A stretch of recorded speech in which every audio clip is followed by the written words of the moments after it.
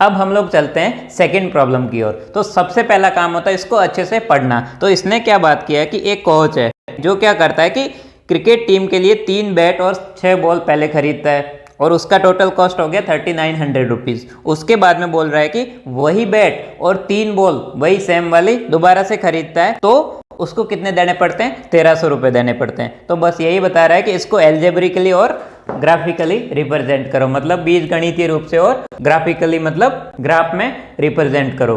तो जो सबसे पहला स्टेप होता है हमारा वो क्या होता है, वेरिएबल आइडेंटिफाई करना होता है, मतलब कि हमें चर निकालना होता है। जब ये काम कर लेते हो लगभग 50% प्रॉब्लम को आप यहीं खत्म कर लेते हो, जब इसको सही से आइडेंटिफाई कर लेते हो। तो यहाँ से वेरिएबल आइडेंटिफाई करने के लिए आपके सामने 2 चीजें आएगी। कई बार आप सोचोगे हाँ बैट और बॉल की बात की है, सो बैट और बॉल से रिलेटेड कोई तो मेरा वेरिएबल होगा, लेकिन वो कौन सा होगा। सो उसको जानने के लिए आप जब क्वेश्चन को आराम से पढ़ोगे ना तो उसने कुछ कॉस्ट के बारे में बात की, मतलब लागत के बारे में बात की। बोला भैया 3 बैट और 6 बल्लों का कॉस्ट इतना है और 1 बैट और 3 बॉल का कॉस्ट कितना है, इतना है। सो ऐसा कुछ उसने बात किया है। तो यहाँ पे वेरिएबल क्या होगा, वेरिएबल होगा हमारा कॉस्ट। कॉस्ट उस बैट का कितना होगा वो क्या होगा, वेरिएबल होगा। ये चीज आपको समझ में आ गई होगी। अगर नहीं समझ में आई तो वीडियो को यहाँ पॉज कीजिए, दोबारा से पढ़िए सवाल को और फिर देखिए। सो यहाँ से हमें ये पता चल गया वो क्या है, कॉस्ट ऑफ। ये बहुत ही इंपॉर्टेंट है। कई लोग इसमें कंफ्यूज होते हैं कि मैं कॉस्ट को लूँ या फिर बल्लों की संख्या को लूँ, कि बल्ले कितने बल्ले होंगे कितनी बॉल होगी। नहीं, संख्या इसने दे रखी है। संख्या क्या है, संख्या हमारी कांस्टेंट है। Number of bats on ball ये क्या है, कांस्टेंट है। सो कॉस्ट ऑफ बैट वो कितना मान लेता हूँ मैं, x। उसके बाद में दूसरा वेरिएबल मेरा हो सकता है कॉस्ट ऑफ बॉल, वो कितना होगा, y। तो ये हमें समझ में आ गया, ये पार्ट इंपॉर्टेंट था। सो दूसरा स्टेप हमारा होता है इन वेरिएबल को लेके दोनों लीनियर इक्वेशन को लिखना होता है। तो उसके लिए सबसे पहले आप क्वेश्चन को एक बार और अच्छे से पढ़िए और क्या क्या 2 कंडीशंस दे रखी उनको आइडेंटिफाई कीजिए और इसमें मैथमेटिकली बताइए। सो देखो सबसे पहले उसने बताया है कि पहली कंडीशन ये थी कि उसने कितने बैट खरीदे, 3 बैट खरीदे और 6 बॉल खरीदी। उसके बाद में उसको टोटल कितने रुपए देने पड़े, 3900 रुपीज़। दूसरी कंडीशन उसने ये दी है कि उसने 1 बैट खरीदा और 3 बॉल खरीदी और उसमें उसको टोटल कितना देना पड़ा, 1300 रुपीज़। यहाँ से ये समझ में आ गया। अब देखो इसको हम लोग इक्वेशन में कैसे बनाते हैं वो समझते हैं, ये पार्ट बहुत इंपॉर्टेंट है। तो ये कितने, 3 बैट है और 1 बैट का कितना रुपए, x रुपए। सो बैट में उसको कितना खर्च करना पड़ेगा, 3 इंटू एक्स। मान लो कि 1 बैट 100 रुपए का है और 3 बैट खरीदेगा तो 3 इंटू एक्स मतलब 3 इंटू 100 कितना होगा, 300 रुपए। तो ऐसे ही ये 3 बैट का लागत हो गया। उसके बाद में अब देखोगे आपकी 6 बॉल है। सो 1 बॉल का कॉस्ट कितना है, y रुपए। तो जो 6 इंटू वाई है वो 6 बॉल का वैल्यू हो जाएगा और टोटल मेरा इतना है। तो टोटल कब आएगा, जब मैं इन दोनों का, भैया बैट में इतना खर्च किया बॉल में इतना खर्च किया, तब जाके उसके जेब से 3900 रुपये देने पड़े, 3900 उसको देने पड़े। ऐसे ही हम लोग दूसरी कंडीशन को क्या लिख सकते हैं जल्दी से, ये 1 x हो जाएगा 1 बैट का और 3 बॉल का हो जाएगा 3 y। टोटल उसको 1300 देने पड़ेंगे। सो बैट प्लस बॉल कितना हो गया, 1300 हो गया। सो यहाँ से आपको बड़े आराम से समझ में आ गया होगा कि ये डेवलप कैसे होती है। तो यहाँ से मेरा स्टेप 3 ये होगा कि मुझे इसके कुछ सॉल्यूशंस लिखने और इसको ग्राफिकली बताना, मतलब एक ग्राफ में बताना है। जब आप यहाँ तक कर लेते हो और ये 2 इक्वेशन लिख लेते हो तो उसको हम लोग बोलते हैं बीज गणितीय रूप से, मतलब कि एल्जेब्रिक फॉर्म में ये इसके सॉल्यूशन हो गए। जो अभी हम लोग यहाँ से पार्ट करेंगे वो किसके लिए कर रहे हैं, ग्राफिकल के लिए। स्टार्ट करते हैं। सबसे पहले यहाँ पे हमें लिखना होता है x, उसके बाद में यहाँ पे हमें लिखना होता है y। ये वाला स्टेप मैंने पार्ट 1 में आपको अच्छे से समझाया है, क्वेश्चन 1 में। अगर आपको यहाँ दिक्कत आ रही है तो जल्दी से क्वेश्चन 1 को दोबारा देखिए, आपको समझ में आ जाएगा। यहाँ पे अब मैं डायरेक्ट लिख रहा हूँ। देखो यहाँ पे क्या होगा, 3x इधर जाएगा तो ये जाएगा 3900 माइनस 3x। एक यहाँ से छोटा सा और काम कर सकते हो। देखो यहाँ से 3 कॉमन है। अगर मैं सबको 3 से डिवाइड करता हूँ, अगर मैं इस वाली इक्वेशन को 3 से डिवाइड करता हूँ, यहाँ से क्या आएगी, 3x plus 6y is equal to 3900 divide by 3 divide by 3। तो यहाँ से ये इक्वेशन क्या हो जाएगी, 3 से 3 जाएगा तो 1 रहेगा, मतलब x, 6 मतलब 2y इजकल टू कितना होगा 39 डिवाइड बाई 3, 1300। सो ये इक्वेशन कुछ ऐसे हो जाएगी। यहां से आप देखोगे क्या रहा 1300 minus x divided by 2। So y कितना आ जाएगा मेरा 1300 minus x divided by 2।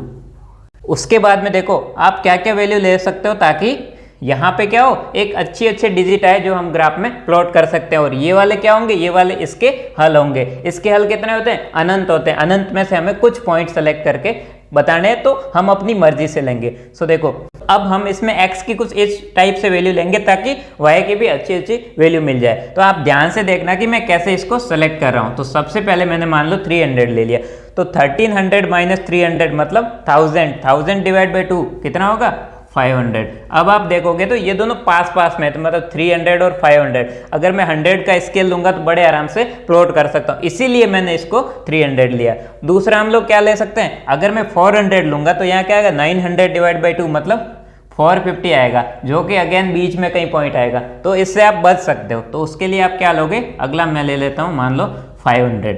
So 1300 minus 500 बताओ कितना होता है 800 डिवाइड बाई 2 400। उसके बाद में अगर मैं इसको 700 लेता हूं तो ये कितना आएगा 600 डिवाइड बाई 2 मतलब हो गया 300। जल्दी से इसका बताओ। सो ये हो गया मेरा x और यहाँ पे क्या होगा, इस y को लिखना है तो 1300 और ये प्लस x आएगा माइनस x, मतलब कि y is equal to 1300 minus x divided by 3। अब देखो ये वाला पार्ट कुछ ऐसा आना चाहिए कि 3 से कंप्लीटली डिवाइड हो जाए। तो वो क्या क्या हो सकते हैं, वो हो सकता है मेरा 300 हो सकता है, 600 हो सकता है, 900। ऊपर ये वाले जब चीज़ें आएगी तो 3 से आराम से डिवाइड हो जाएगा और मेरे को एक अच्छे नंबर मिलेंगे जो मैं ग्राफ में प्लॉट कर सकता हूँ। यहाँ पे देखो सेम ग्राफ में मुझे ये भी प्लॉट करना है। सो इसी के आसपास लीजिए ताकि ग्राफ में अच्छे से आप उसको प्लॉट कर पाओ। सबसे पहले मैं इसको ले लेता हूँ 400। सो 1300 माइनस 400 कितना होता है 900 डिवाइड बाई 3 मतलब कि 300। तो ये इसी के आसपास कोई वैल्यू है। उसके बाद में देखो अभी मेरे को क्या चाहिए, ये 600 चाहिए। तो 600 कब हो सकती है, जब ये वाली मेरी कितनी हो 700। तो 1300 माइनस 700 मतलब 600 डिवाइड बाई 2 मतलब कि 200। उसके बाद में तीसरा पॉइंट क्या हो सकता है, जब ये 300 हो। वो कब हो सकता है, जब ये कितना हो, ये 1000 हो। सो 1300 माइनस 1000 300 डिवाइड बाई 3 कितना आ गया 100 आ गया। सो ऐसे ही इसके हमने 3 पॉइंट लिख दिए। सो अगला मेरा स्टेप 4 है, इसको हमें कोऑर्डिनेट प्लेन में ड्रॉ करना है। सो ये मेरा हो गया स्टेप 4। इसको समझते हैं, जो हमारे सोल्यूशन से इसको जस्ट प्लॉट करना है। सो देखो सबसे पहला क्या है, कोई भी 2 पॉइंट अगर मैं लूंगा तो मैं उसको बड़े आराम से ड्रॉ कर सकता हूं, लेकिन आप लोग एग्जाम में 3 पॉइंट जरूर लेना ताकि आप गलत ना करो। सो देखो ए और बी 2 पॉइंट मैंने ले लिए। सो ये कौन सा 300 500 तो 300 मतलब कि यहाँ पे x 300 है, y कितना 500 है ये वाला। सो ये दोनों जहाँ पे क्रॉस करेंगे वो मेरा क्या हो जाएगा, पहला पॉइंट हो जाएगा। तो जस्ट ये 300 हो गया और ये मेरा हो गया 500। सो ये मेरा पहला पॉइंट हो गया जिसको मैं बोल सकता हूँ पॉइंट ए। उसके बाद बी क्या 500 400। सो ये वाला मेरा 500 हो जाएगा 400 और 600 के बीच में, और 400 क्या होगा ये वाला। सो जब इन दोनों को मिलाते हैं तो ये मेरा पॉइंट क्या हो जाता है, बी हो जाता है। तो इसको जब हम ड्रॉ करेंगे तो क्या करेंगे, सिंपली इन दोनों पॉइंट्स को मिला लेंगे। तो जब हम इन दोनों को मिला लेंगे तो ये मेरा पहला इक्वेशन ऐसे ड्रॉ हो जाएगा। अब जल्दी से ड्रॉ करते हैं दूसरे वाला। सो दूसरे में क्या है 400 300। सो x कितना है मेरा 400 मतलब कि x 400 हो गया, और y कितना है मेरा 300। इसको मान लेता हूँ ये पॉइंट C है और ये कौन सा है T है। सो 400 300 400 और 200 और 400 के बीच में ये कितना होगा, ये 300 होगा। सो जब इसको मैं मिलाऊंगा सो ये पॉइंट आ जाएगा मेरा C, और D पॉइंट क्या 700 200। 700 कितना है ये वाला, और 200 ये वाला। जब इन दोनों को मिलाएंगे तो ये वाला जो पॉइंट मिलेगा वो मेरा क्या होगा, D होगा। और जब इन दोनों C और D को मिलाओगे तो मेरे पास एक लीनियर इक्वेशन आ जाएगी। तो वो कैसी आएगी, वो कुछ इस टाइप से आएगी। तो ये वाली मेरी इक्वेशन कौन सी होगी, 2 हो गई। और जब हम इसको ऐसे ड्रॉ कर लेंगे तो हमारा ये आंसर हो जाएगा कि इसको हम लोगों ने ग्राफिकली भी बड़े आराम से ड्रॉ कर लिया।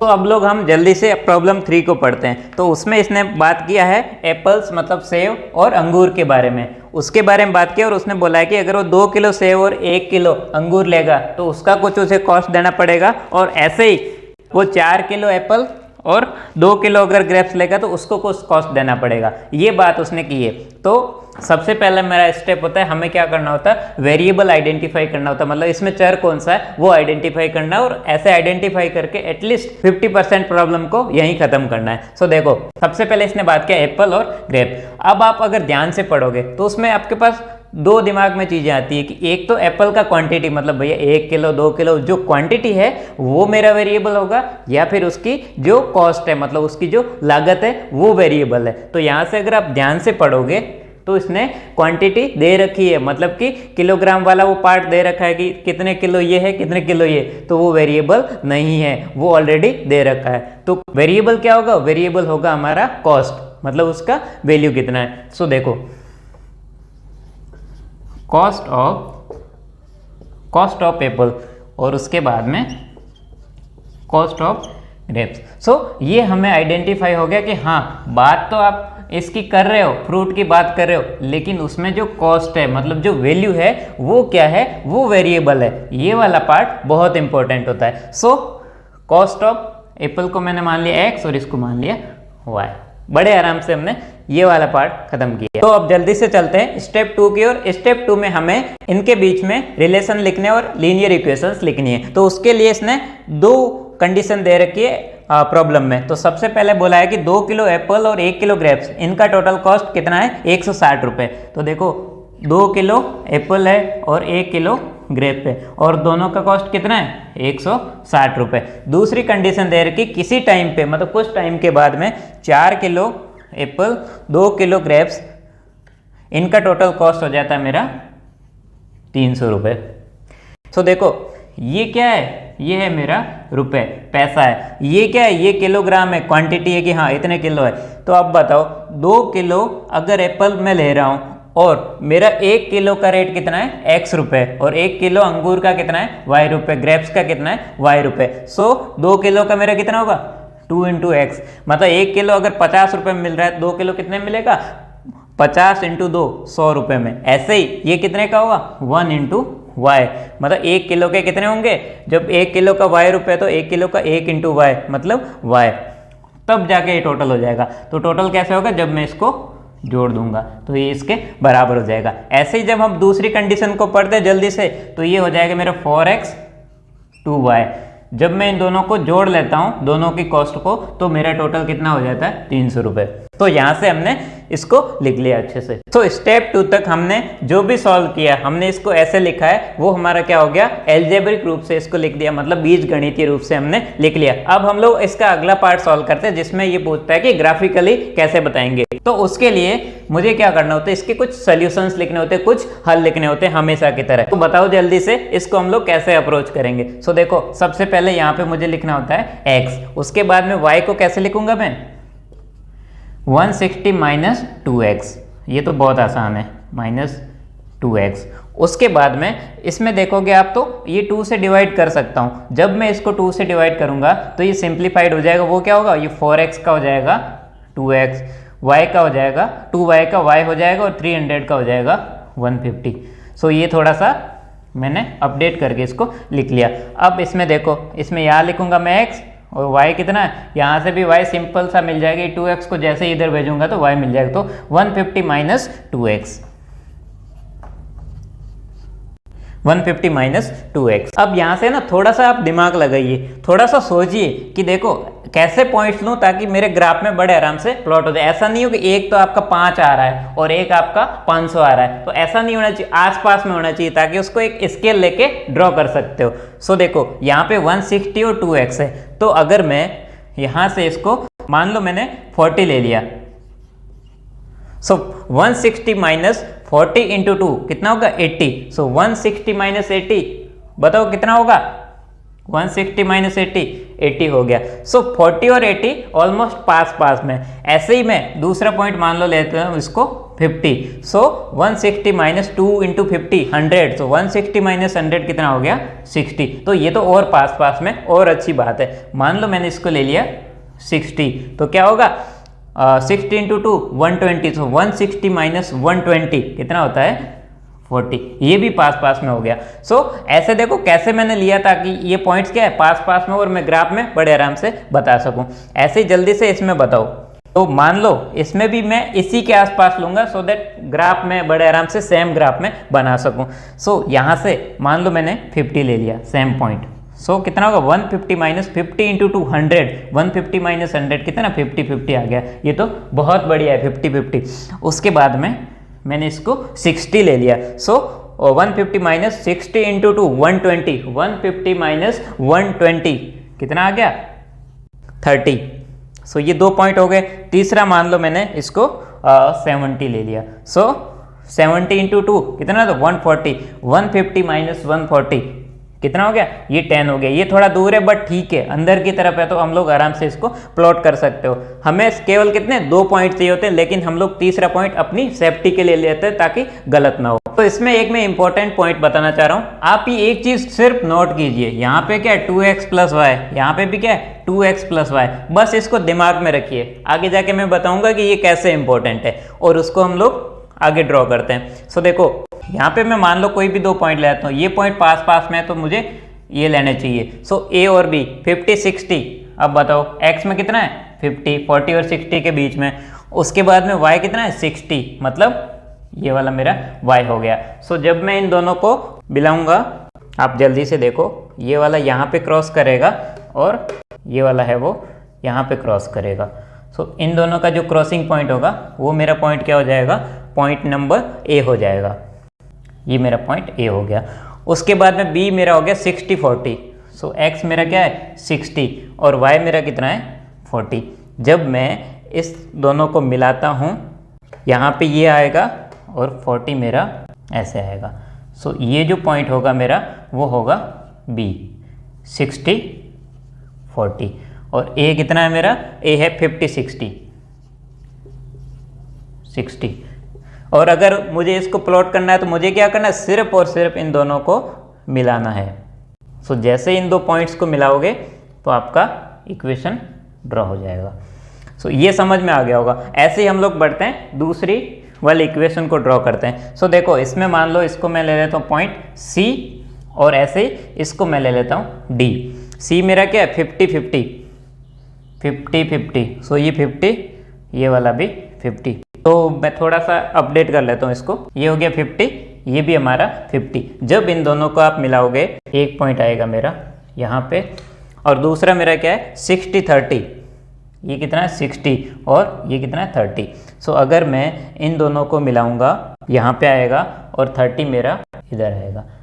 ये मेरा दूसरा पॉइंट हो गया। ये पॉइंट मेरा होगा C, ये कितना होगा D। और जब मैं इन दोनों को मिलाऊंगा तो मेरी एक स्ट्रेट लाइन कुछ इस टाइप से आएगी। सो अगर मैं यहाँ से कंक्लूड करूँ इसको तो ये मेरी पहली लाइन हो गई और ये मेरी क्या हो गई दूसरी लाइन। तो ऐसे करके हमने ड्रॉ कर लिया। इसको स्टार्ट करने से पहले मैंने बताया था कि आपको 2 चीज़ें देखनी है। ये 2x प्लस वाई ये सेम है, ये 160 है, ये क्या है 150 है। तो देखो यहाँ से मैं आपको हिंट दे रहा हूँ। अगर आपको समझ में नहीं आए तो टेंशन मत लेना, ये सारी चीज़ें हम लोग आगे पढ़ेंगे। तो हिंट ये है कि जब ये x और y के जो कोफिशिएंट है और ये वाला एक्सप्रेशन है ना, ये अगर सेम आ जाए किसी में तो वो दोनों रेखाएं कैसी होती एक दूसरे के समांतर होती है, एक दूसरे के पैरेलल होती है। केस नंबर 2 जो हमने स्टार्टिंग में पढ़ा था। सो ये चीज आप यहाँ से नोट कर सकते हो।